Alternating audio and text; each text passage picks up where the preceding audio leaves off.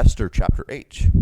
On that day did the king Ahasuerus give the house of Haman the Jews' enemy unto Esther the queen.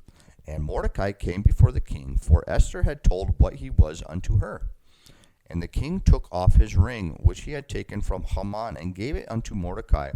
And Esther set Mordecai over the house of Haman.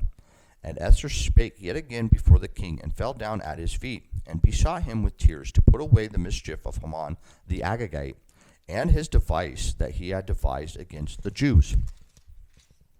Then the king held out the golden sceptre towards Esther. So Esther arose and stood before the king, and said, If it please the king, and if I have found favor in his sight, and the thing seem right before the king, and I be pleased in his eyes, let it be written to reverse the letters devised by Haman, the son of Hammedatha the Agagite, which he wrote to destroy the Jews, which are in the king's provinces.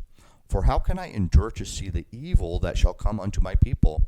Or how can I endure to see the destruction of my kindred? Then the king Ahasuerus said unto Esther the queen, and to Mordecai the Jew, Behold, I have given Esther the house of Haman, and him they have hanged upon the gallows, because he laid his hand upon the Jews.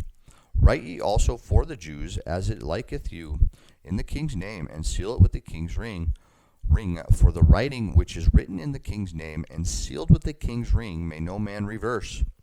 Then were the king's scribes called at that time in the 3rd month, that is, the month Sivan, on the 23 day thereof, and it was written according to all that Mordecai commanded unto the Jews, and to the lieutenants, and to the deputies, and rulers of the provinces which are from India unto Ethiopia, 127 provinces, unto every province according to the writing thereof, and to the people after their language, and to the Jews according to their writing and according to their language.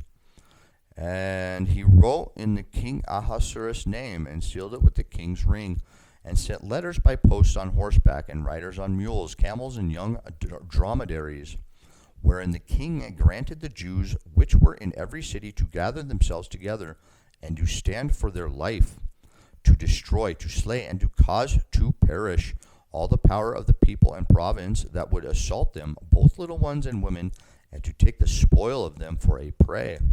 Upon one day in all the provinces of King Ahasuerus, namely upon the 13th day of the 12th month, which is the month Adar, the copy of the writing for a commandment to be given in every province was published unto all people, and that the Jews should be ready against that day to avenge themselves on their enemies.